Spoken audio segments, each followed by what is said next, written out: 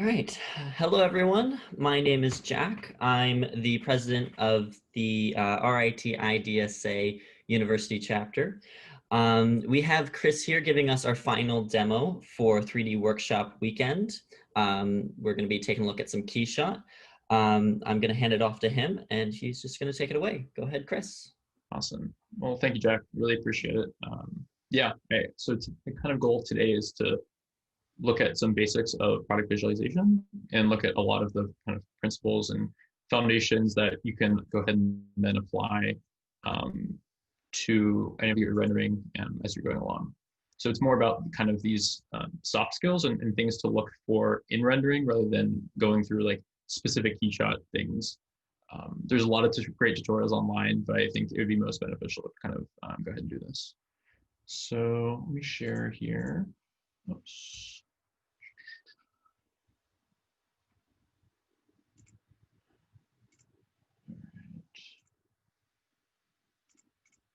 All right. We're good? Never see that? All right, awesome. So a little bit about me. I would be a sophomore this year at RIT. I'm currently kind of on co-op, working for a design firm based in LA. I am really interested in furniture and consumer tech, and I love dogs. This is probably one of the best moments was whenever a product that I kind of helped work on, it got sent to like my favorite corgi that I follow online. So that was a pretty proud day, and I thought I peaked as an industrial designer. But so yeah, I think I just want to explain a little bit of how I work first before jumping into things. So I really like to prototype. I really like to make models and make things physically. As you can see probably behind me, there's a lot of prototypes and models back there. And that's just the way I kind of best understand a design, is being able to see it and kind of turn it and actually, yeah, hold it in my hands. So with that being said, these are some of the projects I've worked on. So a lot of, yeah, paper models, 3D prints, and even if they're kind of crude, it gets the idea across, and it's a way to have a representation of my thoughts in hand. And the reason I kind of show that is those kind of very crude models can then turn into something a little bit more refined as renders. Sorry, I'm just admitting a couple of people. Yeah, so they can be these really kind of polished models with really nice materials, lighting, and you can present them in a really nice way. And then if we then go ahead and these are like the final renderings, the hero renderings, but getting started with some of these, they weren't so pretty. These are some of the kind of initial renders of those of the same kind of products. So you can see there's a big difference between them. And I think the primary kind of thing with that is, what I wanted to say with that is renderings, or your renders will improve over time. It's tricky to kind of set up everything at the start, but you'll get the hang of it. So hopefully it's a little bit of a motivation boost. Yeah, here also I show this because rendering is another tool. It's not your only tool. So you can still use, sketching. You're still going to use everything else, and this is just another thing to add to that, for whether that be presentation or to kind of help you as you're developing an idea. And then also your renderings will make your design feel real. It will make it almost like deceiving in how it almost looks like it exists in that kind of like KeyShot world. And that can be a good thing in the sense that you don't have to exactly prototype and model make and create something super refined to take photos of, where you can just kind of make a model and really do detailed CAD and then do the same thing. But it still is important to make that physical version, even if it isn't just in paper. So what is kind of product visualization? So it's basically using renderings and images to communicate your products and ideas. And I kind of include this here, rendering and product visualization. They can kind of be used interchangeably, but I guess the idea of like product visualization also encapsulates like animation and such. But yeah, pretty much as I'm referring to them, they're the same thing. So what is rendering? It's basically taking virtual photos of your CAD. So it's applying certain materials and then also setting up kind of a lighting environment, just like you would in like a photo studio or just like in your room or whatever. If you're just taking pictures with your phone, it's basically setting up the lights and setting up everything in a way that you want to take photos of your product, but instead of being physical, it's just on your computer. So today we're going to be covering kind of these three basic things, and there'll be kind of some additional details within these, but composition, lighting, and post-processing. I think these are the probably three most important things to cover because they kind of can relate to a lot of things that you can do in KeyShot. And then after this, we're going to do a short demo, kind of walking through some of these things and applying that for a render. So what is composition? It's the arrangement of elements within a canvas. And it's also kind of helps your eye be drawn in certain ways. So these are kind of three products I chose, or three photos I chose. And I think these are really strong visually. And I like the aesthetic, I guess, of these as well. And I wanted to show that, your eye gets kind of drawn to these different elements based on the way it's cropped, based on the way the lighting hits it, and you pay attention to different details because of the way it was composed. So composition plays a giant role in rendering, and it's really important to kind of communicate your ideas in the way that you want to. If you show like a bad angle, like that's not ideal, right? Like you want to have some sort of goal, some sort of place that their eye focuses on. And yeah, you can do that with using composition. Composition is at least one of the tools to do that. So for gathering inspo or kind of inspiration images, I would just use like Pinterest, or I use this thing called Save, SAVEE is the website, .it. It's a really great way to kind of just bring images together, and it's a little bit cleaner than Pinterest. No ads, so it's kind of nice. But yeah, that's just what I use to kind of gather images that I really that kind of speak to me, that really kind of succeed compositionally or lighting wise, and I try to look at those and see and understand for myself why those are successful. And then also just using it as a way to kind of inspire what I want my renderings to look like. Or kind of how you can kind of frame it, or how you can kind of position it on plinths, or kind of how you can kind of compose an image. So different places that you can look for that inspo is design books. I know RIT has a really great library full of design books. I went in like scanned like a lot of them last semester. And yeah, I think the way looking at how other professional designers show their work can say a lot about what composition is working successfully versus not. The book I have there is the Industrial Facility book, and it's just interesting how they choose to portray their product. It's pretty simple. It's like on a pretty white background, but yeah, the way that they kind of compose it is really interesting. So another thing that you can look to for inspiration and for those kind of images is really obscure tumblers. So there's a lot of tumblers based on like products and design and even architecture. And I would just look at that to see if there's anything that really speaks to you in regards to composition.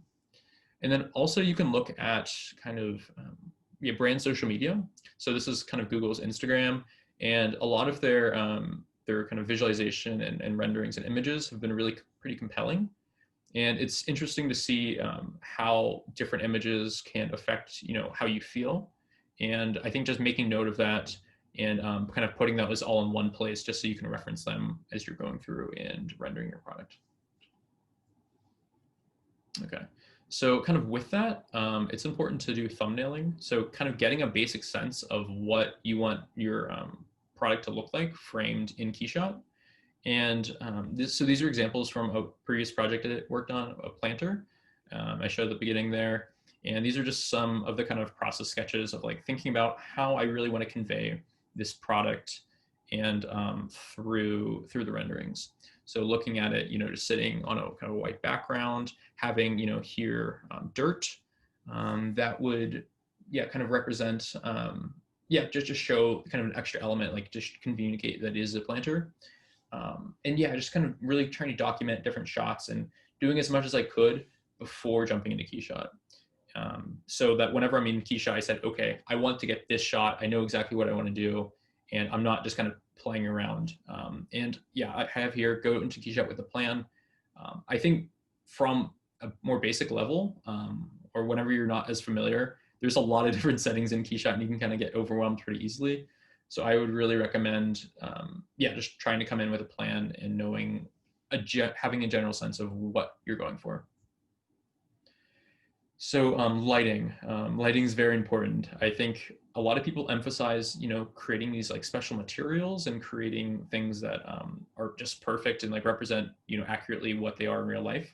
But I think lighting is probably more important than materials. You can work with the kind of defaults that are in KeyShot pretty well, but yeah, lighting is key. If you like, for Instagram or whatever, you take like a bad photo and like the lighting's off and then like, oh, it looks terrible, versus like perfect lighting, like LEDs, like, oh, it looks great. So yeah, I would really try to kind of nail the lighting over the material sometimes. So these are just, yeah, two examples of different types of lighting on the same product. And on the right, it's working a lot better there. And I'm kind of getting those shadows in the right place that I want. But yeah, lighting is important. And then, yeah, so for CAD for rendering, so you can't hide bad CAD with a good render. You have to make, yeah, good renderings come from good CAD. So this is a product that I did, just kind of more of a conceptual thing. It was a thermostat or a thermometer, and it was kind of a rushed thing.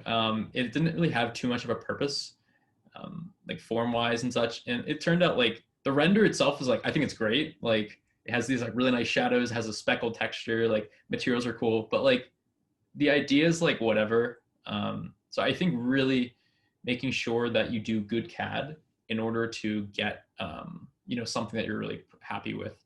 And whenever a professional designer will look at this or in a portfolio review or whatever, they will call you out for that. You can't necessarily like hide it, like bad CAD. So this is an example of good CAD. This is kind of a existing product, but I think I made sure to kind of capture a lot of the details, like the micro USB, the little LED there. And yeah, I really focused on the details here, all the screws. And I think it really made a difference compared to like, and obviously the idea isn't mine, but the CAD is thorough compared to something like this. And yeah, Paul mentions part lines.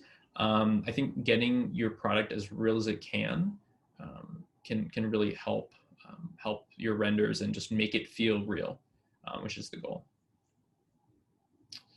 So another kind of a couple extra tips for CAD for rendering, make sure to put fillets on your model. These are, yeah, just kind of the curves around the edges, because realistically, almost no product has a perfect like hard edge except for like glass, but even there's a small kind of radius on that. So I would always make sure to put a small kind of fillet on your model. And in Fusion or SolidWorks, it's like considered like a curvature continuous fillet. It's probably like the best thing to do because it reflects the light the best, so that yeah, you get the best results in KeyShot. Can you explain the difference between a normal fillet and a continuous curvature fillet, Chris?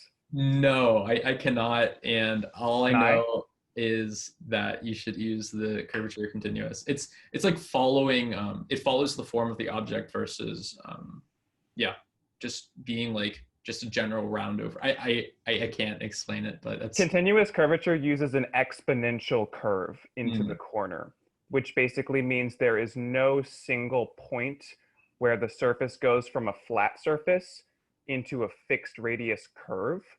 got it. And that eliminates hard shadows or highlights because there is not a single transition point. If you look at almost any refined consumer product, most of the radiuses they're using are continuous curvature. Apple is really good at this. Yeah, yeah. No, awesome. Thanks, Wyatt. Yeah, I think making sure that you get that so that the lighting reflects correctly and it makes the product look realistic as possible. And then another thing is to build CAD in the center of your workspace. So this is something I learned recently. You want to kind of create the object. So if this is like the X and Y and Z, I guess you want to create the object so that it's like in the middle of your CAD. It seems pretty basic, but sometimes you can kind of just do that to the side or whatever's easiest. But this is kind of ideal for collaboration, and it's just a good thing to kind of get in the habit of doing. And then also use millimeters. This is so, yeah, millimeters are key. You can't, I don't know, all these, yeah, nothing to say about that. Use millimeters. And then, so for post-processing, Photoshop or Lightroom can be used to kind of tweak the levels of a render and kind of just make sure you get those extra pops that you want. So yeah, here I have a brush, and you can see that kind of black is kind of, it doesn't look distinct. So I kind of, yeah, bumped up the shadows there and made that improvement. But I would do all of the heavy lifting in KeyShot. You don't want to be adjusting colors and such in Photoshop too much. I would try to focus a lot of your time trying to get it as right as possible, but like, you know, final adjustments in Lightroom or Photoshop.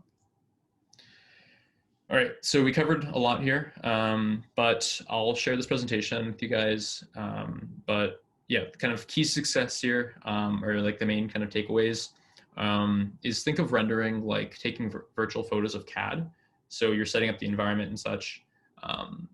You're gather images of compositions you like. So whether it's Pinterest or Save that I use, you kind of start to put together a library of images that you kind of respond to, and that, yeah, you're kind of drawn to, and that will kind of help influence your renderings. Lighting can make or break your render. As we saw there with the brushes, lighting is very important, and I think sometimes, you know, doing a simpler environment can be better. Bad CAD cannot be fixed with a pretty render. So I think be thorough with your CAD, add those part lines, add those details, add the fillets, and make sure that you get something refined so that you're happy with the render and it's not just kind of this bad idea hidden with a good render. And then use minimal post-processing to clean up the renders. Again, we're not trying to make any large overhauls with KeyShot or with, excuse me, Lightroom or Photoshop, but it can help at the very end.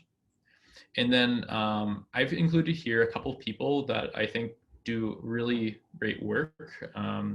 These are obviously very high level renderings, but really people that I look up to for these kind of skills. Lou Berger, incredible. He does a lot of consumer electronics, really great stuff. Yeah, I think he's at Microsoft now, but he's like 23 or so. It's like crazy. So yeah, he's definitely an inspiration. Tyler Anderson. Tyler helped start Render Weekly, which you may have seen on Instagram. He does really great work. He's a really kind of profound, really great sense for KeyShot and lighting and photography as well. So he's definitely someone to follow. And then Chris Granneberg. I'm currently working with Chris, and I've learned a lot about KeyShot and such from him.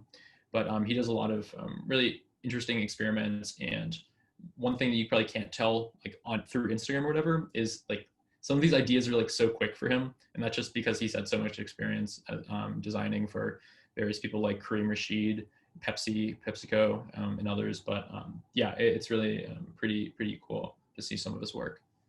And then I've also included some tutorials to watch.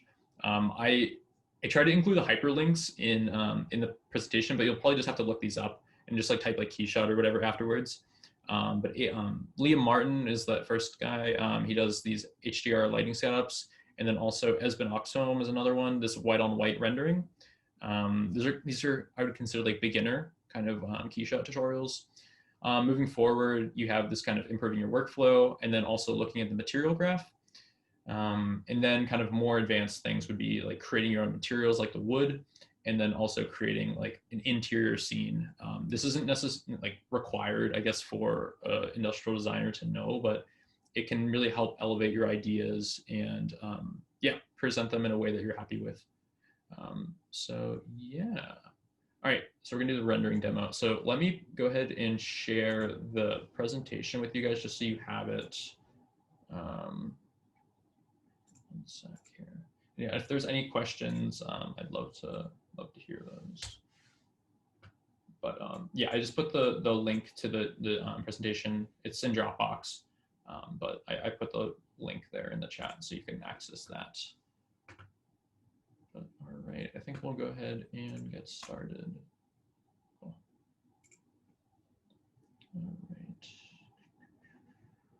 All right, so we're gonna open up KeyShot, and I'm going to click import. And so today we're gonna be rendering, whoops, can't show that.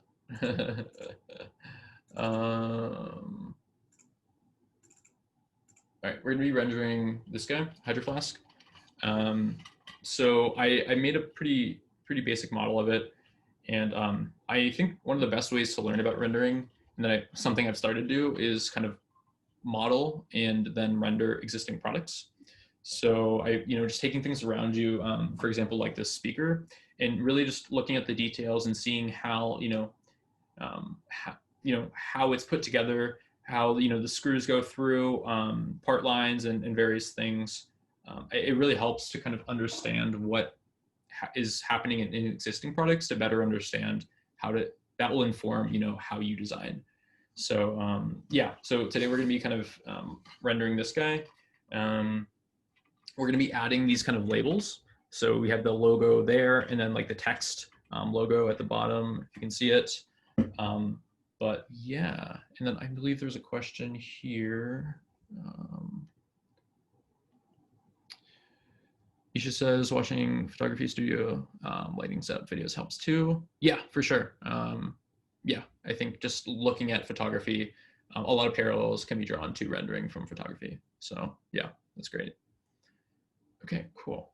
So we're gonna go ahead and open up this file here, Hydro Flask. We're just gonna import. All right, so we have this model. I'm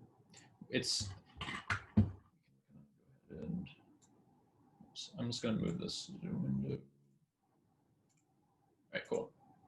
So if you're just getting started with KeyShot, basically you have these kind of left and right panels. So everything on the left is like all your presets, and basically everything that's going to be there for it will be there for every model that you have. So we have materials. So there's a lot of default materials that are provided with KeyShot. You have cloth materials, plastic, metal, really whatever you need. And you can go ahead after you kind of get more advanced, you can save your own materials. So things that you really like. So if you do something today with this Hydro Flask that we really like with this kind of paint or whatever, we can go ahead and save that material as well. Textures, so looking at kind of different bump maps and looking at various things that we could use for some of those materials. Environments, so this is going to be that kind of lighting setup, like kind of Isha mentioned with the photography. So it's like basically putting your product in a virtual lighting studio. Backplates, this is a little bit more advanced, but it's just basically what's behind your image. And then you can also like save out models. And if you have like a same thing, like I have like plants also like saved so that I can like drop a plant model into my scene so I don't have to like reapply all the textures and such. But basically all we need to look at right now is materials here. So, and then if we go to the right side of the screen here, we have the materials that are local to the kind of model that we have right here. So right now we just have this default material that imported, and all the settings for that one material or whatever you select will pop up there. We have the camera, so we can do kind of make those, again, kind of relating it back to photography. We can adjust the distance of how far the camera is from the product. We can change the the rotation and where you're viewing it from, as well as the inclination. So if you want to kind of get this over shot you can do it by adjusting there, or you can kind of just rotate it in your scene. And then you can also adjust your perspective. So for typical kind of product photography, I believe it's like the perspective is usually above 90. And this is like again, like relating to kind of photography being like what the kind of setting is on the lens, so that you can kind of get the right shot and the right focal length that you want. Okay, and I'm just going to go ahead and save it here just to have it.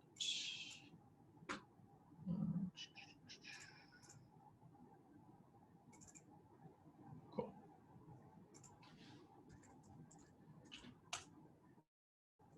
Ooh. All right, awesome. So then another thing here is the environment. So this is where we'll be able to actually adjust the lights and go beyond those presets that we saw on the left side of the screen. So we can add lighting. We can kind of change the color of the background and do a couple of different things with that. This lighting tab, this is basically identifying like what kind of object you're working with, or like, so if it's like a product versus an interior, it's usually good to apply this product, because what this does is it illuminates, it uses the reflections off the material to bounce onto other parts of the product. So you can see here that this is getting kind of dark, but with the product mode turned on, those reflections are bouncing towards that, and makes it a bit lighter. So it's always good to have product mode turned on. Image here, we have kind of our canvas, or kind of the screen size. So we can adjust this to whatever. If we want to make this square, let's just say 1200 and 1200. Cool. So you can make adjustments there, or you can go into this top bar, and you also have control of a lot of these different things. You can select image, resolution presets, and then you can kind of set based on aspect ratio or a specific pixel size. I know I'm gonna go in quick here, but yeah, jump in if there's anything that pops out. Okay. So I pulled up one image here. Oops, that's the link. Oh no, save. Okay, we're gonna go to save, which is that website with all the kind of inspirational images, and it's kind of your collected feed. And I was looking at these before. This is kind of a neat way that the bottle is kind of portrayed. It has the cap off, or looking at this, having this kind of neutral background and then having different colors on there. So I think we'll go for something pretty simple here. We'll apply all the materials first and such, and then we can kind of jump in and try to start composing it. But this will kind of give us a general sense of how we want to go about kind of rendering it and how we want to compose the image. That's cool. Oh, and then this last part, this is like your scene. So this is like all the specific parts of your model. So you have, you can select, I don't know why it's not showing there.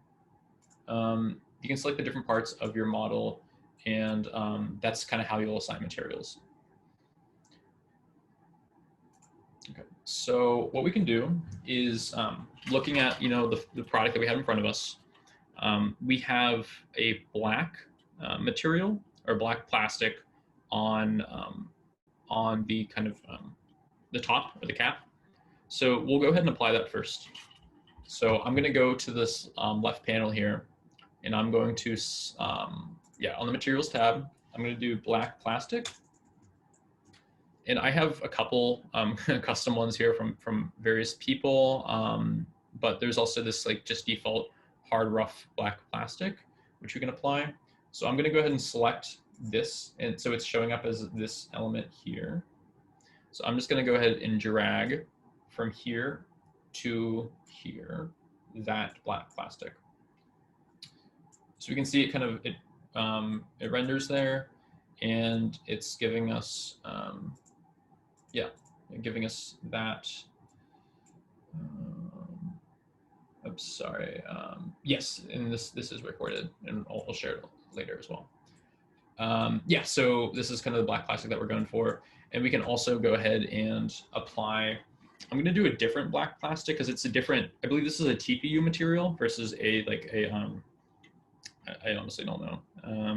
Yeah, a different type of plastic on the base. So I'm going to apply a different hard black plastic. And the reason for doing that is if you have that same material on the right side and you like copy that, those materials will link. And if you make one change to one, then it will, change the other. So this is kind of a good way just to have two materials in there that will be referenced separately. Okay. So now we can, and we'll go ahead and tweak those here in a bit. We'll just get everything in there first. Okay, so let's go to our metals here. Oops. We can do flat black metal. Just looking through the defaults, metal rough black. Let's just select this guy and start throwing some stuff on here just to see what's working, what's not. Okay, so we're getting this kind of nice highlight there. Let's see what else we got here. Metallic green. This might be too metallic. Yeah, that works. Yeah. Let's see what else here. Ooh, that's looking good. So I think this is working well. One thing I'm going to go ahead and adjust is the roughness. So right now this is looking a little bit too shiny. This highlight or this kind of highlight here isn't necessarily represented in the bottle I have in front of me. So I'm going to go, and you can also start to see that reflection in it. So that's not good. So we'll go ahead and bump this up to like 0.15. And you can still see that reflection a bit. Then we can, okay. Here, let's actually just make it, yeah, I'm just gonna change this up. Okay. And it's gonna have this like slight bump texture, which would be realistic to what is on here. I would show you, but it wouldn't really show up on camera. Okay, cool. So next, we can go ahead and adjust the color of that. So I'm gonna actually go into, again, my Chrome tab here. And I have a kind of a thing saved called resources. So I have, I may have short colors here. Right, maybe not. Oh, it's right here. I just have like something saved for pretty standard colors. So these are more kind of web-based, but they also work for products. And a good kind of jumping off point. So I'm liking this kind of yellow. So we can go ahead and click that. It copies. I'm going to go ahead and adjust. I'm going to type in that hex code. Click enter. So there we go. That's going to give us that yellow metal we're kind of going for. And then I'm going to, I built this so that the part where there's the kind of exposed stainless steel is separate from the paint. So I'm going to go ahead and click OK there. I'll select this extra lip. And then, one sec. Select that lip, and then we can go ahead and find a, let's even look like brushed chrome, maybe that might work. Let's see. Yeah, that's going to work well. And Paul says here, what was the color library? Yeah, so the color site is materialui.co. And there's a bunch of different kind of sites. This is something I've found that I like, but also like there's Adobe Color, which works well. So yeah, that's what I use. All right, back to this guy. So we are also, so we can see materials are okay. We'll do a little bit of tweaking moving forward. But yeah, I think we should also, another thing to do in KeyShot is to always kind of add those additional fillets if we need to. So I filleted everything in Fusion, but it's always good to just get an extra little radius on things in KeyShot itself. So I'm gonna go ahead and just make a 0.1 millimeter fillet. So this is like very minimal, but it will help with some of those edges. I'm just gonna go ahead and save again here. Can never save too much. All right. So another thing, check time. Okay, cool. Another thing that we can do is kind of make a certain material on these guys. So I'm just going to, it doesn't really matter what material we use at first. So I'm just going to use a flat plastic. Oops.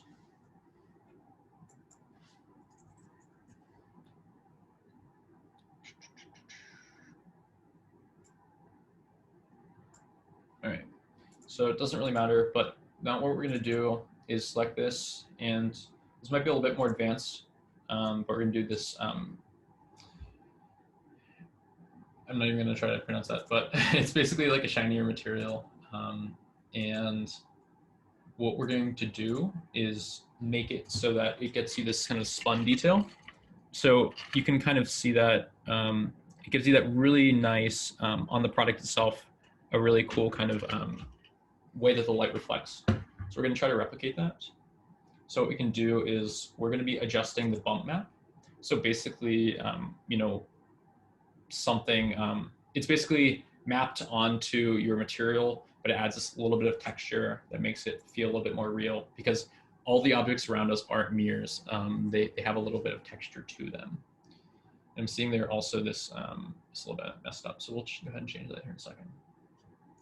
So I'm going to select this brushed radial, and I want the scale to be pretty small. I believe this is like 20 millimeters. I'm going to go ahead and move the texture, and I can go ahead and position it on here. And I'm just going to make the bump height pretty large for right now. So you can start to see that. Oops. Yeah, you can start to see that kind of texture showing up on the material. And we can, I believe, further kind of emphasize that with some of the settings here.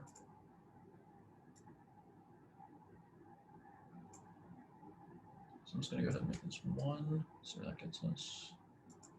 So it's a lot of kind of just fiddling around with these sliders and seeing what works versus does not. Okay, let's make this black. So you can start to get that spun detail. It's probably not going to be perfect here, but if I had more time, we'd go into explaining that a little bit more. But there's a lot you can do with KeyShot. This is I just wanted to show this as a way to say that there's a lot else you can do rather than what I'm covering today. Okay, so we have the bottle here. I'm just going to save it one more time, and then I'm going to select. Actually, we wanted to fix this guy real quick. That kind of, whoops.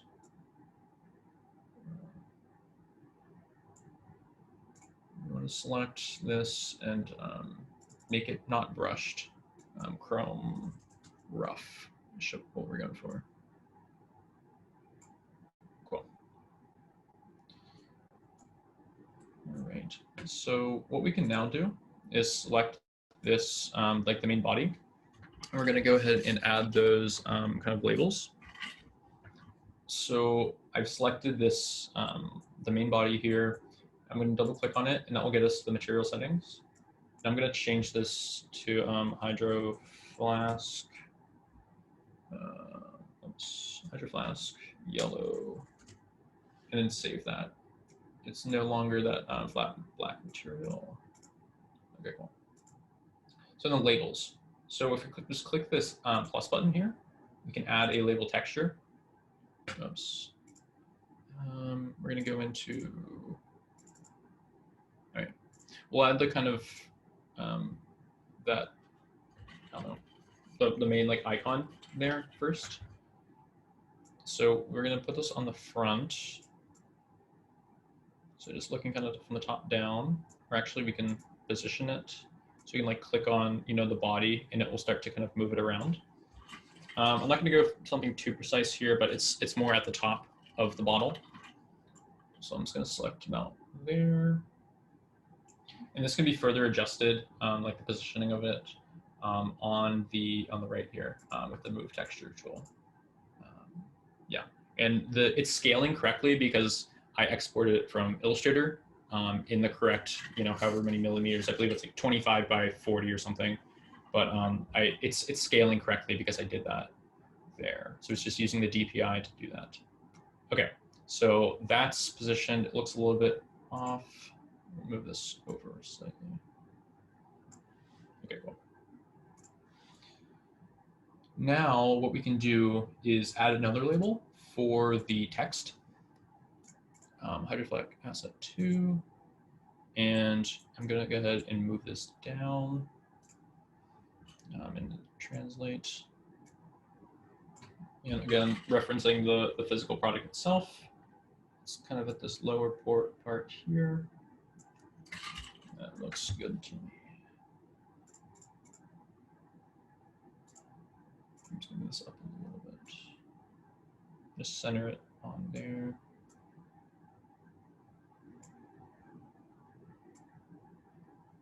Okay, we're kind of just fudging it here, but yeah, you could spend more time and really make sure those are aligned properly there. Maybe move down just a little bit more. Okay, cool. So that's a good bit of the materials. So this kind of last thing that we're going to do here is lighting. We mentioned that lighting is key, and we really want to kind of focus on this for this last step. So I'm going to go ahead and, yeah, can't hurt to save. Yeah, so what we're going to do is go into our environments here, and we're going to select an all black environment. So you're maybe like, what? We just did all that, but now we're just making it all black. So what we're trying to do with this is we want to see what the effects of the light, each individual light, what they do on the object. So I'm going to make this background just black so that we're only getting the effects from the light. And I can kind of position this around by clicking, and you see it here. This is like a preview of what the studio looks like. I can kind of move it around, and I'm getting these different kind of highlights and such because of that light. So one thing that's always kind of cool you can do is like put a light right behind your object, and that will give kind of these illuminations around. So it'll give you this really nice silhouette. So we can go ahead and try that. And we can also make this a bit brighter. So the kind of the options you have for lighting is you can make it circular, rectangular, circular or rectangular, excuse me. And then, yeah, you can also adjust, yeah, this radius or the X and Y for the rectangle. And then you can also adjust brightness, color. So if you want a warmer light, you can add that in. But yeah. So I think for right now, we'll go for a main filler light first. So we'll go for something a little bit larger here.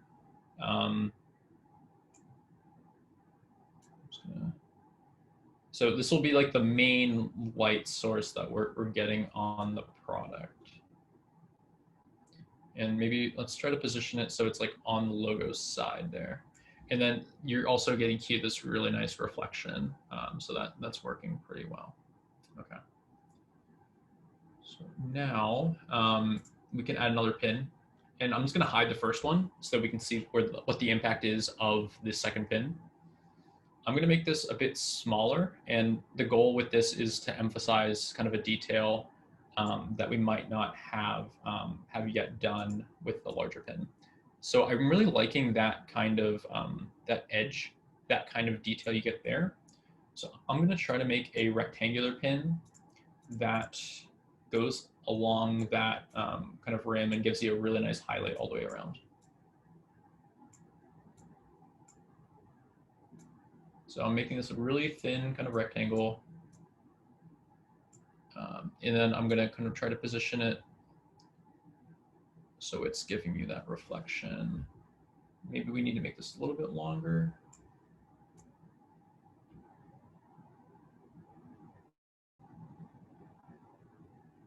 That looks pretty good. Maybe a little bit taller as well.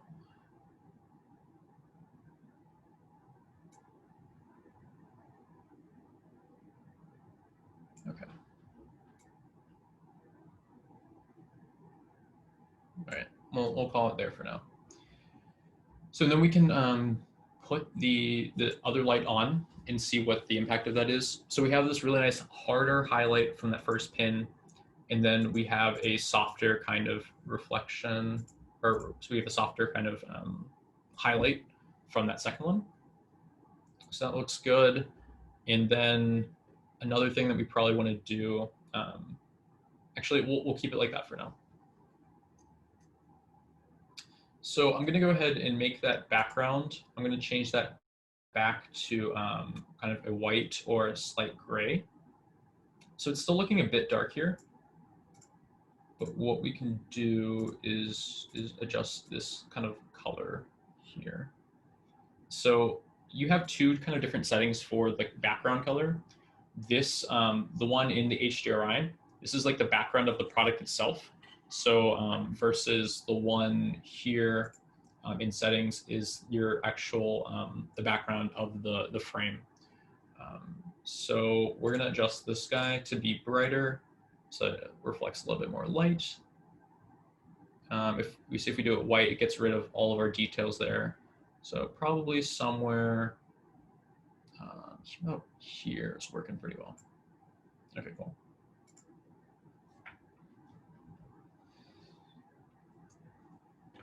So last kind of thing, oops.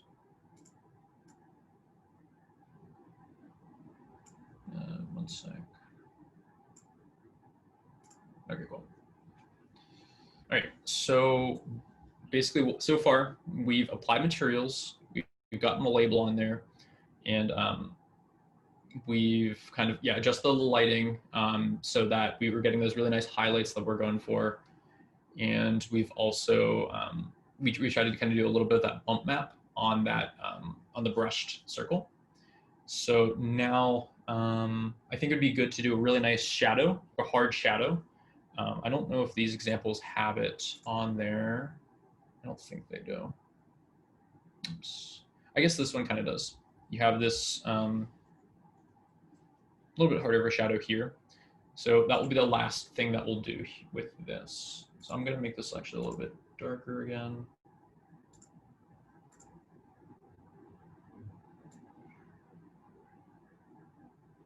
I'm sorry. All right, cool. So what we can do is we're going to make another pin. And to make a shadow, we basically make a star. So if you think about a star, it's really small, but it's really, really bright.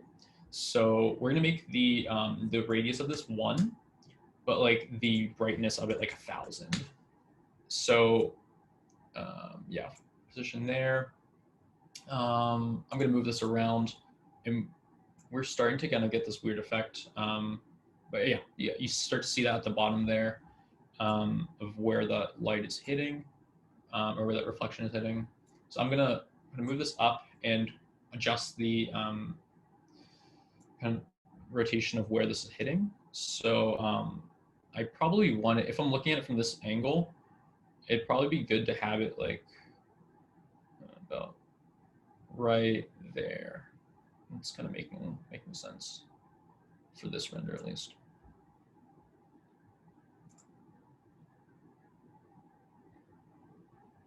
Okay. And I'm just gonna click done. And then we can also kind of adjust, the exact brightness of that. So what if that was 500? It's probably gonna give you a softer shadow versus, if we do like, 5,000. That's gonna give you a super hard shadow, but it's also gonna overexpose a lot of the stuff here. So let's keep that 1,000 for now. just gonna move this slightly. Okay. I'm getting this like little black streak here, if you can tell. I don't exactly know what we're going for there, but or what's happening, but yeah, we'll keep going and see if that ends up in the render. Akachi asked, how do you prevent the star from overwhelming the rest of your light pins? So what you do is basically just make it smaller. It's make it smaller so that it doesn't overtake those other pins. I'm still getting that kind of dark spot there. Let's see. Maybe we'll just have to adjust the. All right, we'll do that for now. All right, so I'm gonna save that, and yeah, so we're pretty much there. Another thing that we can do, kind of stylistically, is look at going back to my save here. You can start to add certain elements like plinths or certain kind of boxes to prop your products on, and it really starts to add kind of this extra level of professionalism or an extra level just to your render. So maybe let's that'll be our last thing here. We'll go ahead and add a box to the render just so that we can place the object on. So I'm going to do add geometry. So you can also create kind of very basic geometry in KeyShot. So I'm going to make a cube. I'm going to increase the size of the cube. Oops. Yeah. All right, cool. So we're going to make it like about that big and then just shrink it down a little bit. All right.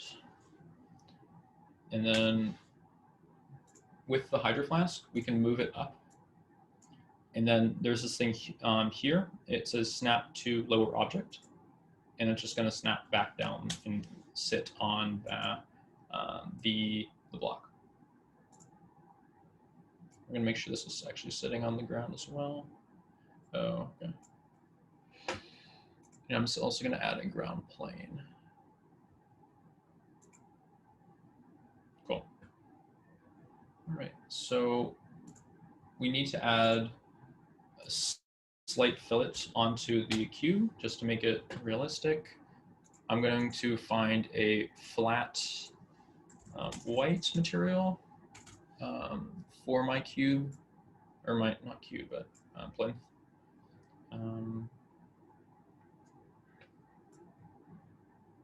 And then I'm also going to position another Hydro Flask or another model next to it. So I'm going to go ahead and right click on that in the model set and click duplicate. And I'm going to position this right, we'll go here. Yeah, that sounds good. Then I can just do snap to ground. So that will give us a little bit of kind of variation. And again, this is pretty quick styling wise. Like you can spend a lot of time, like I did with the planters, going ahead and thumbnailing and really making sure that this is a really kind of interesting shot. But here I'm just adding this just for time's sake here. Okay, and then let's make this a slightly different color. So I'm going to go ahead and select material. Let's go back to our color chart. Is there any preference, any thoughts, any color we want to do? Anything that would work well with yellow?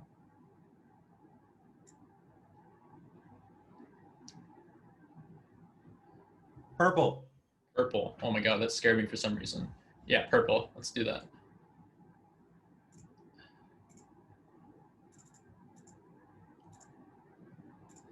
New brown. Yuck. Purple. Cool. Whoa, that's like, oh man, it's like Barney vibes for sure. Okay. Yeah. Let's try a little bit something a little bit softer, a little bit more neutral. Yeah, I'm liking that. And again, it's giving you that weird line. I think just with a little bit more time, we could finesse that out. And I'm also going to make this yellow now a little bit more toned back. So we're going for a little bit something more pastel. So I'm going to go back to my chart here, something like that. Paste that in. Maybe that's a little bit too pastel. Let's go back. Let's try that.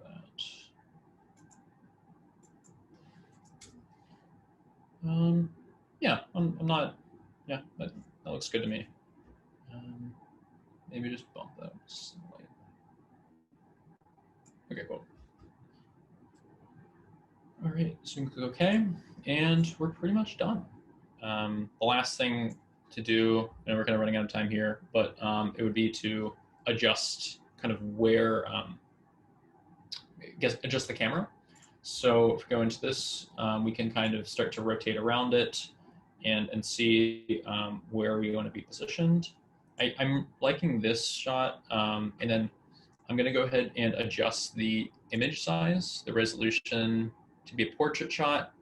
For Instagram, I typically do 4.5 by 5 aspect ratio, but for for other renderings, for like professional work, it's usually 1920 by 1080 or larger, but a 16 by 9 kind